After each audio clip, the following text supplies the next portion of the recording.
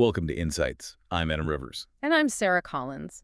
In this episode, we'll reflect carefully on the Qur'an verse, by verse focusing on wording, context, and coherence. So, just to kind of set the stage before we get into today's specific verse. Right, because we really need the context of what just happened. Exactly. So in the previous episode, we went over this massive, really profound cosmic boardroom scene. Yeah, where the creator basically announces that humanity is going to be appointed as caretakers, the Khalifa on Earth. Right. And remember how the angels reacted? They were operating on pure logic. Yeah. They basically questioned it, like, won't this creation just cause corruption and shed blood? Which, I mean, looking at human history was a pretty fair question. Totally fair. But the revelation doesn't show the creator just shutting them down with physical dominance or something. Yeah. The elevation of humanity happens entirely through intellect. Right, the teaching of the names. Adam is taught the names of all things. Exactly. He's given this unparalleled capacity for conceptual knowledge, for language. And when the angels see this, they're just utterly humbled. They physically prostrate in profound respect. It's this incredible pinnacle of human honor. Yeah, but then, and this is crucial, in that exact moment of honor, one entity, Iblis, just completely rebels. Out of pure, blinding arrogance, like humanity is elevated by knowledge, but immediately confronted by envy. That's a perfect way to put it. We are standing right on that precipice as we enter today's conversation. It really is the ultimate preamble. So what is the verse we're looking at today? So today we are focusing on Surah Al-Baqarah, verse 35. And the translation reads, "And we said, O Adam, dwell you and your wife in the paradise, and eat therefrom in abundance from wherever you will. But do not approach this tree, lest you be among the wrongdoers." Wow. Okay, there is a lot to unpack there. There really is. And the core question I think we need to unravel today is, how does a being transition from just possessing theoretical knowledge to actually practicing freedom? And carrying the weight of actual responsibility, right? Because that transition, honestly, it's something I find so hard to grasp. How do you mean? Well, it's one thing to have the capacity to name the universe. It's an entirely different reality to live inside it and make choices. Yeah, choices that have actual consequences. Exactly. Have you ever noticed how knowing the rules of the road doesn't stop your heart from pounding the first time you merge onto a busy highway? Oh, man, yeah. Getting behind the wheel for the first time is terrifying. Right. Like the theory of driving, sitting in a classroom, it's completely safe. But the practice of it carries the weight of life and death. That's a great analogy. Thanks. I mean, in the classroom, a mistake is just a red mark on a test. On the highway, a mistake literally alters reality. It alters reality. Yeah, that's spot on. So this verse feels like humanity is stepping out of that theoretical classroom and into this unforgiving, practical laboratory. So how does the revelation signal that massive shift? Well, it signals it through a really profound shift in how the divine communication happens. The verse opens with, "And we said." Okay, so a direct quote. Right, but in Arabic, the plural form is used, waqalna. This denotes absolute majesty. It's unparalleled sovereignty. So it's not just a casual piece of advice. No, not at all. It's a foundational decree. Huh? But the really jarring shift here is grammatical. Up until this exact phrase, the revelation talked about humanity entirely in the third person. Oh, wait, really? Yeah. And then suddenly, boom, the creator speaks directly to the human being. "O Adam."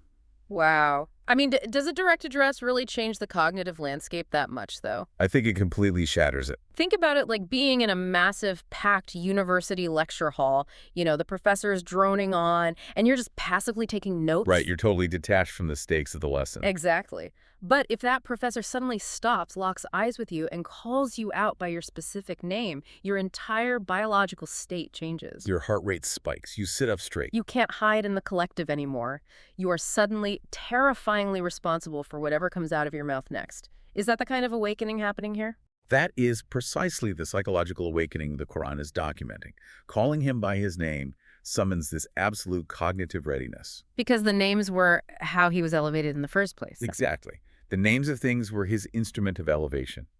And now his own name becomes the inescapable anchor for his identity and his accountability. So he's no longer just a passive marvel of creation for the angels to observe. Right. He is an active, conscious participant receiving a direct mandate. You know, it's like you are recognized, but that recognition is the very thing that makes you responsible. It's a heavy promotion. A very heavy promotion. So after getting this intense, individualized attention, the first mandate in this new laboratory is translated as dwell, right? Dwell, you and your wife, in the paradise. Yeah, that's the standard translation. I have a hard time believing that in a moment of such cosmic significance, the command is just about finding a place to sleep.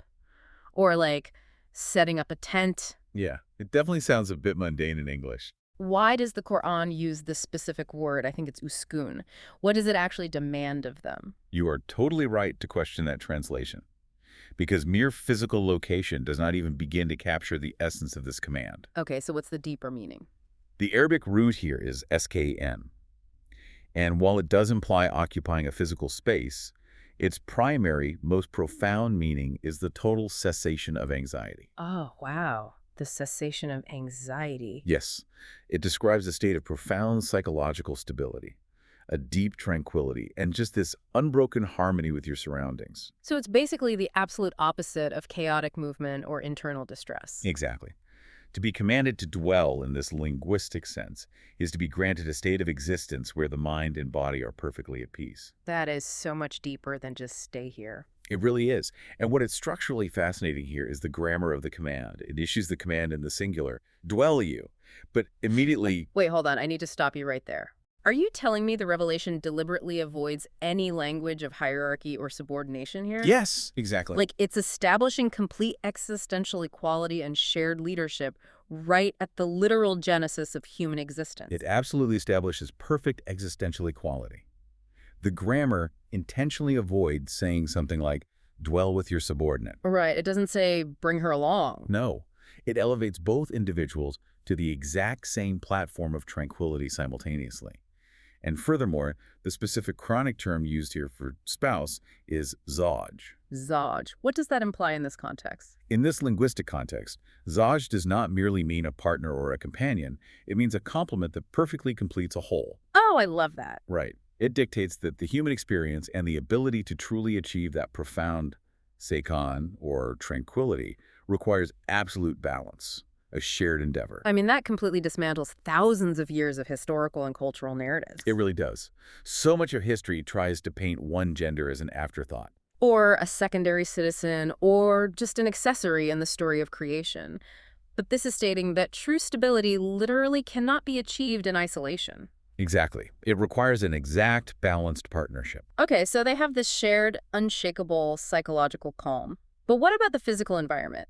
The verse says they are to dwell in the paradise, Al-Jannah. Right. Al-Jannah. Is this just a beautiful park? Or does the nature of this space serve a specific function for the test they are about to take? To understand the function of the space, we have to look at the Arabic root of Al-Jannah, which is J-N. J-N-N. Okay, this root revolves intensely around the concepts of containment, covering, and protection. Like a canopy. Exactly. Imagine a garden so incredibly lush, so dense with overlapping foliage, that it completely covers and protects everything inside it from outside elements. So it's heavily shielded. Right. But this environment is not just about botanical aesthetics. It serves a crucial functional purpose. It acts as a pure, untainted testing ground. Untainted by what? By physical pressures. It's completely devoid of environmental threats or the grueling struggle for basic survival. But wait, why remove the struggle for survival? Wouldn't a true test of human morality happen under pressure? What do you mean? Well, if you want to see what someone is made of, you put them in a desert with one canteen of water and see if they share it right. I see what you're saying. Think about everyday life. When people aren't stressed about rent or food, their choices reflect who they truly are. But when they are drowning in debt... Or terrified of losing their housing. Exactly. Yeah. When you don't know how to feed your kids, your choices are heavily corrupted by sheer panic. You aren't seeing their moral baseline. You're seeing their survival instinct in overdrive. Right. So by removing that survival anxiety entirely, is the revelation isolating the moral variable? Is that why it adds, eat therefrom in abundance? Yes, it isolates the moral variable flawlessly. By completely neutralizing the survival instinct, the Creator ensures the human will can be tested in its purest form. That makes perfect sense. And notice the grammatical shift here, too. The command to eat shifts explicitly to the dual form. Both of you eat. More of that absolute equality. Exactly. They share absolute equality in their consumption and enjoyment of this environment. And the specific word used for this abundance is ragadan. Ragadan. Does that just mean a lot of food? It's more than that. It describes a life of absolute ease, a state of living where there is zero anxiety about the future. Zero anxiety about the future. I mean, it is almost impossible for a modern mind to comprehend that. Truly impossible. No dreading the next billing cycle, no obsessing over career trajectories, no fear of running out of resources. Every physical need is just preemptively met. And that total lack of physical anxiety is the absolute linchpin of the test. How so? Well, by providing ragadan, the creator guarantees that if a rule is eventually broken, the failure cannot be blamed on desperate physical hunger. Oh, or systemic deprivation. Right, or a fear of starvation. The violation must originate from a psychological temptation, a purely internal choice to rebel. So it's not a physical necessity. It makes the test of their free will perfectly clean. Completely fair. And undeniably self-inflicted if they fail. It is a perfectly controlled experiment in human morality. They have absolute psychological peace, perfect companionship, and unending abundance. It's the ideal setup. But a controlled laboratory usually implies restrictions, right? I mean, a golden cage is still a cage. That's a fair assumption. If survival is entirely off the table, what does their daily existence actually look like? Are they confined to a specific golden room with a regimented schedule? No, it's actually the exact opposite of confinement. Really? What is the actual extent of their freedom in this space? The revelation explicitly defines the staggering vastness of their freedom with the phrase, wherever you will. Wherever you will. So, open access. Completely. Absolute expansive freedom is positioned as the core of human honor here. The Creator didn't place humanity in a perfect environment only to hand them a rigid, narrow path. So they weren't forced to walk a specific line. Right. They were given the capacity to choose, and then the entire environment was opened up to that choice. This establishes a fundamental rule of divine philosophy. Which is? That vast permissibility and open space are the default state of human existence. You know, that is a massive paradigm shift. How so? Because I think a lot of people operate under the cynical assumption that divine instruction is primarily a giant, suffocating list of no's. Yeah, that's a very common perspective. They view religion as this heavy book of restrictions with only a tiny, heavily monitored sliver of things you are actually allowed to enjoy. Right, like everything is forbidden until proven otherwise. Exactly. But you are saying the Qur'an establishes right here, at the dawn of human consciousness, that the baseline setting of life is vast, open freedom. It is entirely vast. And the restriction is just the tiny anomaly in a sea of permission. Precisely. The open expanse of wherever you will is incredibly massive compared to the single restriction that eventually follows. It completely flips the script. It does. It teaches us that divine boundaries are not meant to stifle the human experience or crush human joy. They are tiny, protective fences set within an endless landscape of freedom. Tiny fences in an endless landscape. I like that. But here is the philosophical necessity. To possess a true will, to be a conscious moral agent, rather than just a programmed entity running a script, there must be a boundary. And that brings us to the specific restriction in the verse. But do not approach this tree. Yes, the tree. And the wording there is so deliberate. Do not approach. It doesn't say do not eat the fruit. Right, it doesn't say do not digest the leaves. It draws the line at the mere proximity to the object. Why this specific phrasing? What is the psychological brilliance of criminalizing the approach rather than the consumption itself? It targets the deepest vulnerability of human psychology. The human soul is naturally curious and deeply, dangerously susceptible to rationalization. Oh, we are masters at rationalizing. Exactly. So the brilliance of do not approach is that it creates a psychological buffer zone. When you approach a forbidden boundary, you begin to systematically strip away your own internal defenses. You look at it, you linger near it. Right. And you start justifying why merely touching it wouldn't be so bad. The physical distance between the person and the forbidden act acts as a literal distance of safety for the mind. It's like designing a nuclear reactor. The nuclear reactor. Okay, let's hear it. You don't put the warning sensors directly on the core where the catastrophic meltdown happens, because if you wait until the core breaches, it's already too late. Right, the damage is done. You put the alarms layers deep in the containment building. The do not approach command is that outer containment layer. If you breach the approach, the meltdown of the action is inevitable. That is a phenomenal analogy. I love that. The approach really is the danger zone. But a boundary isn't just an invisible line, right? It's anchored to a specific object here. What is the actual nature of this tree? People always debate this. Right. Was it an apple, a fig, a wheat stalk? Why doesn't the revelation just identify the species? Because the biological species of the tree is entirely irrelevant to the profound lesson being taught. The Qur'an deliberately leaves it ambiguous. Why is that? Because the tree is not a lesson in botany. It represents the universal concept of the limit. The Arabic root used for tree here is shjr. SSJR. What does that signify? It carries the specific meaning of intertwining, mixing, or a complex web of branches. Like a thicket. Yeah, it metaphorically represents that messy gray area of human life where truth and falsehood, obedience and rebellion begin to mix and become deeply confused in the human mind. So the tree is the physical manifestation of a moral gray area. That actually makes perfect sense. It really does when you view it through that linguistic lens. But I still have to push back on the necessity of the boundary itself. Okay, pushback.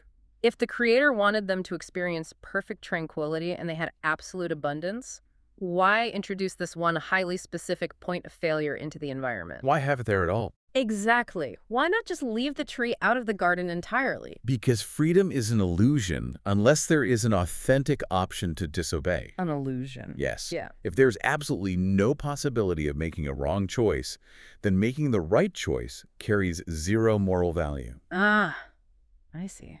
Without the tree, humanity would just be biological machines following a hardwired program. The existence of the tree, of this one intertwining boundary, is exactly what elevates humanity. Elevates them from what? From mere consumers of divine blessings into conscious moral agents.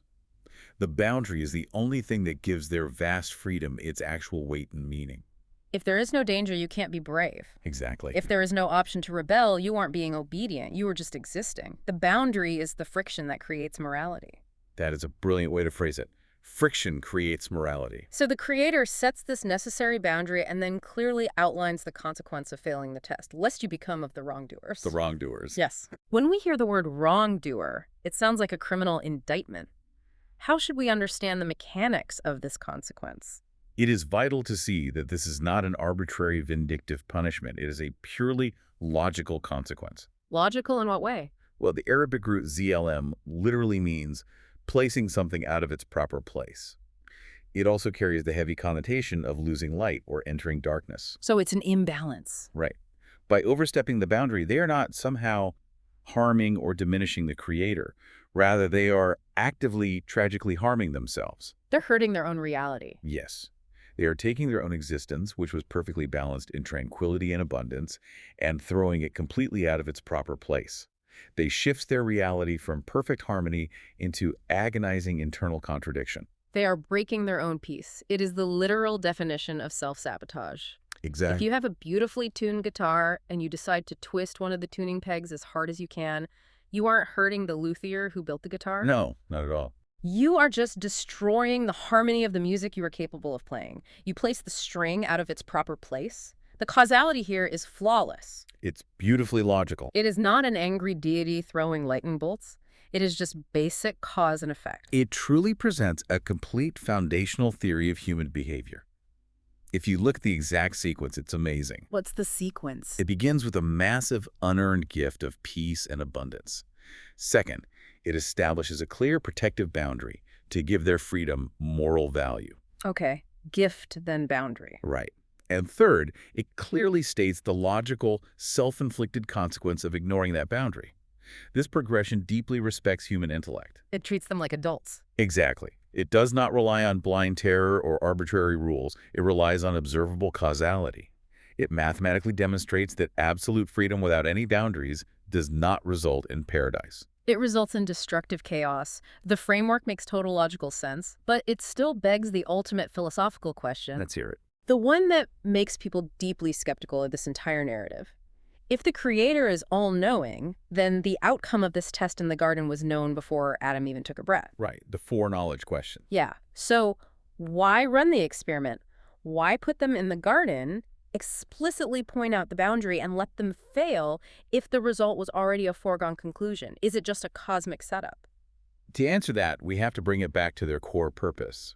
which was declared before they were even created. The caretakers, the Khalifa. Exactly. They were designed to be caretakers on Earth. And being a caretaker of a complex, difficult physical world requires far more than theoretical knowledge. It requires hands-on experience. Yes. It requires deep, agonizing, practical experience with the reality of right and wrong. The garden was never meant to be a permanent residence. It was always a training ground. It was an intensive, necessary training course. They had to practically taste the bitter devastation of making a mistake, the crushing heaviness of consequence. And how to recover from it. Most importantly, yes. They needed to experience the profound mechanics of repentance before they could be sent down to manage the complexities of Earth. They needed the scar tissue. Scar tissue, exactly. Because you cannot teach someone how to heal a complex wound if they have never been cut.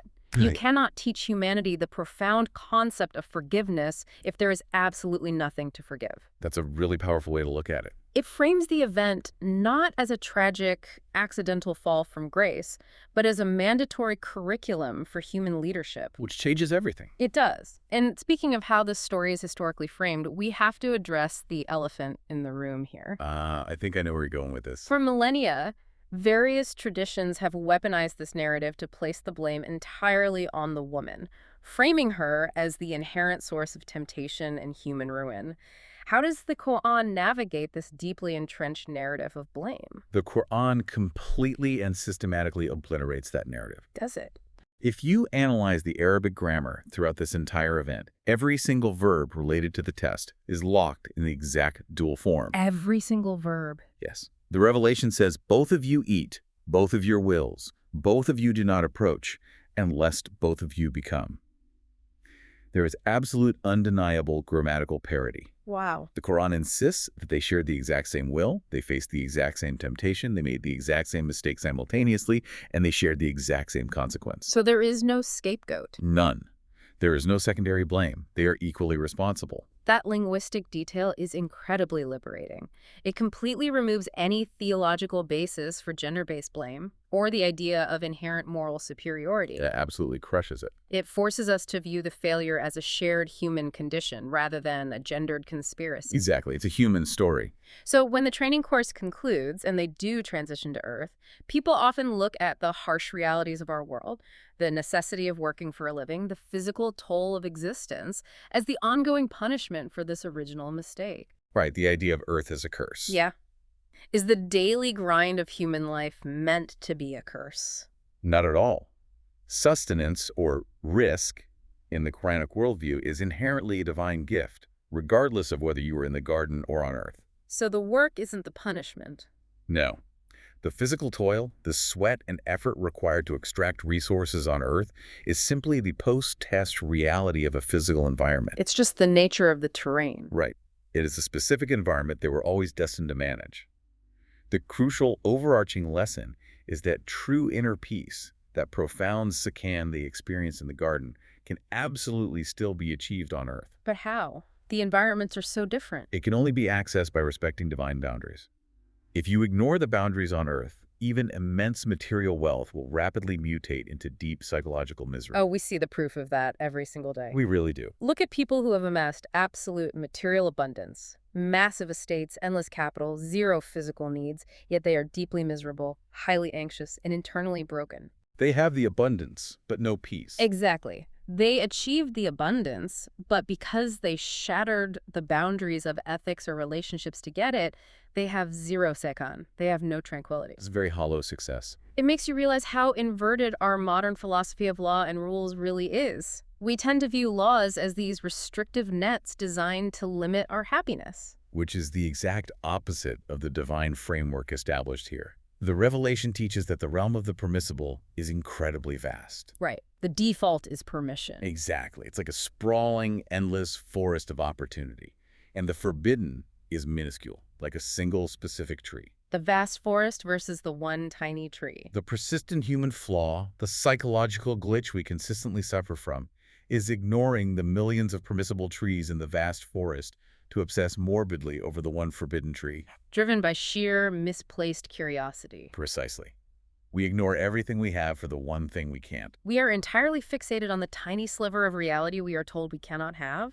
It is the toddler mentality scaled up to geopolitics. The toddler mentality, yes. You can put a toddler in a room with 1,000 expensive toys. But the second you tell them they cannot play with the television remote, the remote becomes the singular obsession of their existence. That is so true. We just substitute the remote for illicit wealth, toxic relationships, or abuses of power. We really haven't outgrown that. Not at all. I want to gently pull us back to the linguistic structure for a moment, because earlier you mentioned the grammatical shift from the singular to the dual, and I want to make sure I fully grasp the implications of that. Sure, let's revisit that. You noted it started with dwell you in the singular and then expanded to the dual. Yes, the linguistic progression is incredibly deliberate and precise. It begins with the singular requirement for inner peace. Dwell you. Individual peace first. Right. Only after establishing that individual baseline of tranquility does the revelation move to dual consumption, then dual expansive decision-making regarding their will. And then the dual restriction. Yes, the dual restriction of not approaching, and finally the dual consequence of becoming wrongdoers. It is a highly intentional structural build from the individual to the collective. Wait, I need to interrupt you again because that is staggering. Go ahead.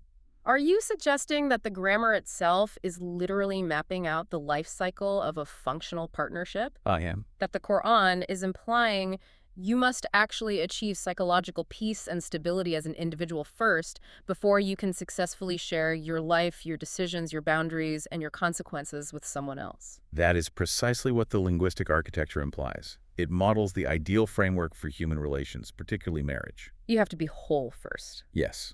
You cannot bring unresolved internal chaos into a partnership and expect the partnership to magically generate peace.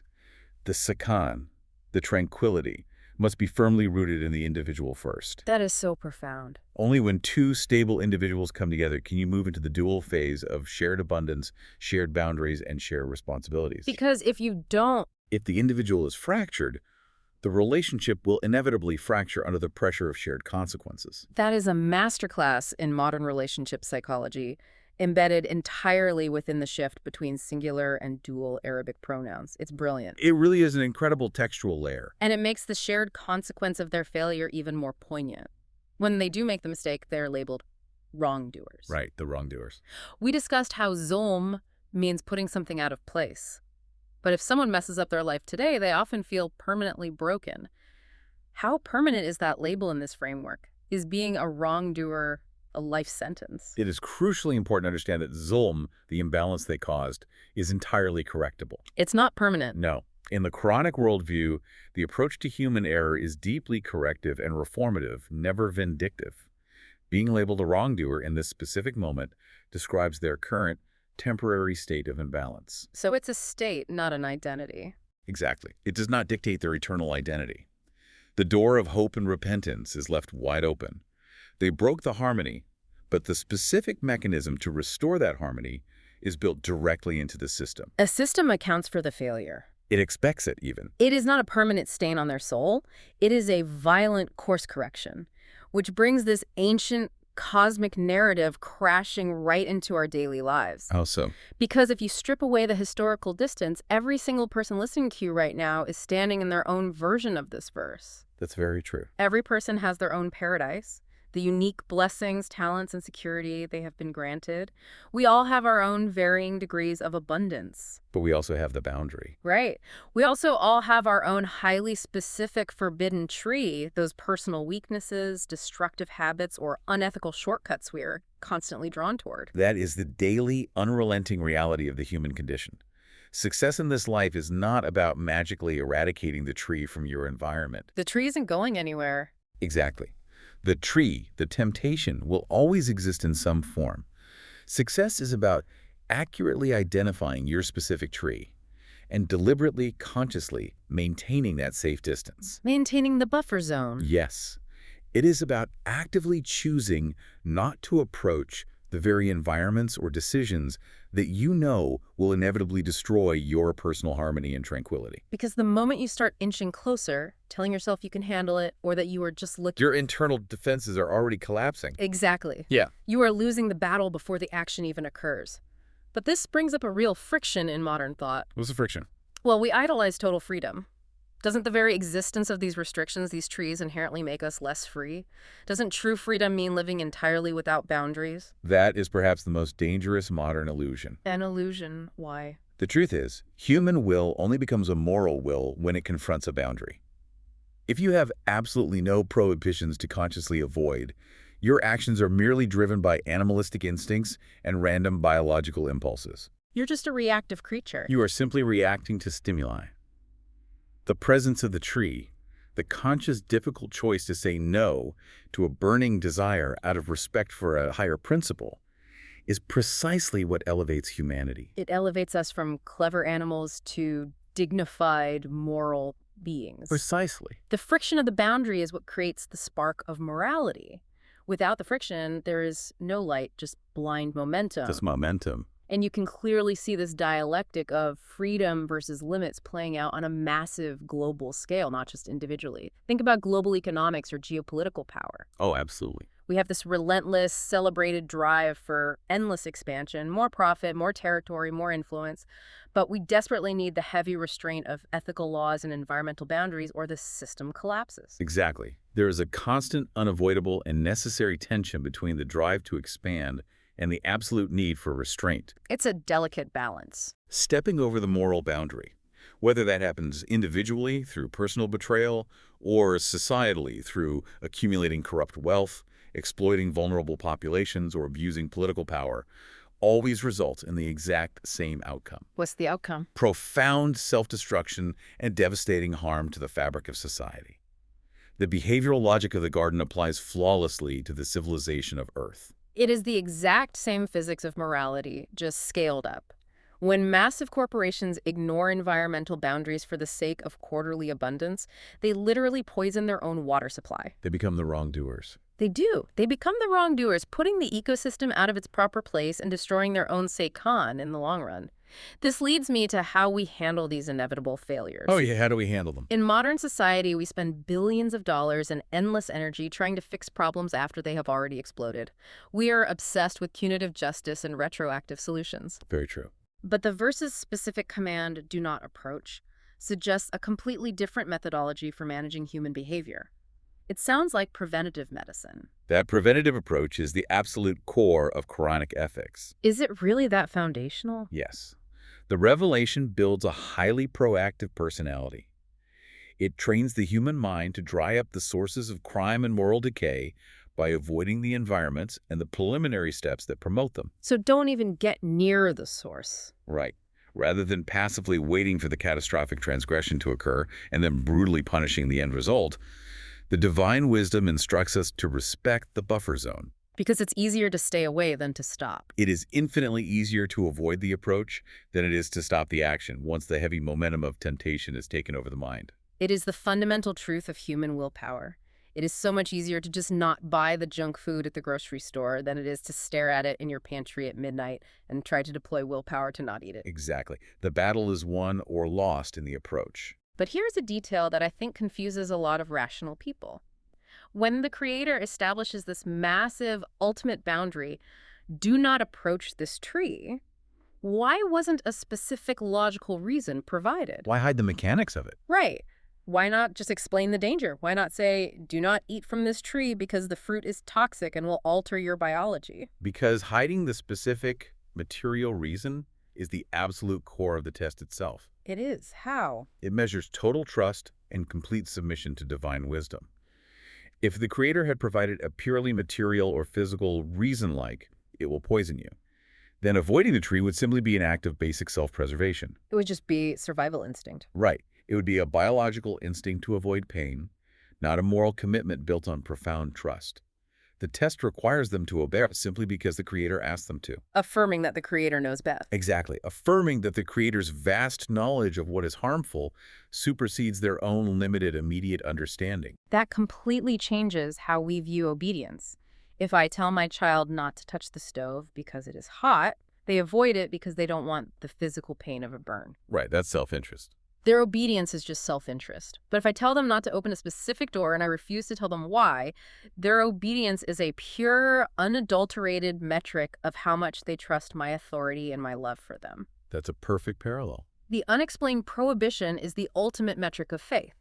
So taking all of this profound architecture together, the perfectly balanced environment, the psychological rules, the exact grammar, is the environment described in this verse meant to be a utopian dream we just nostalgically look back on? Not at all. Or is it a highly practical, achievable goal? It is absolutely intended to be the functional compass for earthly societies. Right. It provides the definitive blueprint. A blueprint for a healthy society. Yes, a healthy functional society must ensure that basic human needs are met so people aren't driven to crime by sheer desperation. It must guarantee widely regulated freedom as the default state. Right, the vast forest. It must enforce clear, fair, and minimal boundaries. And it must ensure logical, reformative consequences for overstepping those boundaries. And when a society ignores this, When a society ignores this exact blueprint, when it relies on arbitrary prohibition, extreme wealth inequality, and the brutal suppression of vast freedoms, it inevitably falls into deep misery, systemic oppression, and societal collapse. it is the ultimate metric for how we govern ourselves. Ensure the abundance, fiercely protect the freedom, and define the few boundaries clearly. That is how you build a sane world. It really is that straightforward. I want to look at one final beautiful linguistic layer before we wrap up today. Let's return to the movement of time in the verbs you highlighted earlier. Ah, yes, the chronological sequence. How do the specific verbs utilized in this verse relate to the human experience of time? It is a truly fascinating chronological sequence. It begins in the definitive, unchangeable past with, we said, establishing the eternal, unshakable origin of the divine decree. Okay, the solid past. Then it moves smoothly into the extended, ongoing present with the commands dwell and eat, telling humanity to fully and peacefully inhabit their current reality. To be present in their abundance. Finally, it shifts to the precarious conditional future with do not approach and lest you become. This sequence teaches a profound psychological lesson in time management. A lesson in time management. How? It instructs the listener to fully enjoy and be intensely present in the blessings of today without destroying their future through impulsive boundary-breaking decisions. It is a complete, flawless manual for existing within time. Be deeply grounded in the decree of the past, be fully present and aggressively grateful in the abundance of today, but be fiercely, uncompromisingly protecting of your future by maintaining your moral boundaries. You summarized that perfectly. It is genuinely staggering how a single verse, just a few lines of revelation, elegantly encapsulates the entirety of human psychology, relationship dynamics, sociology, and moral philosophy. It really is. It continually affirms that the Qur'an is not merely a static historical record. It is a living, breathing, operational system. Always calibrating us. Yes. It constantly invites us to recalibrate our inner compass, to deeply appreciate the vast blessings we have been given, and to exercise our immense freedom with a profound, terrifying sense of responsibility. It is the definitive roadmap for navigating the complexities of human existence. Thank you for guiding us through that explanation. My pleasure. To bring it all together, inner peace must begin within before it can be shared. Our freedom is vast, but it requires boundaries to give it moral meaning. And when we make mistakes, they are simply imbalances waiting to be corrected, not permanent stains. Beautifully said. As you move through your day, consider this. If your life right now is a vast garden of permissible things, what is the one forbidden tree you need to stop inching closer to? That's a great question to leave on. That's it for this episode of Insights. If you found this reflection helpful, follow the show and join us next time as we continue verse by verse in the Quran. Until then, take one idea from this verse into your day.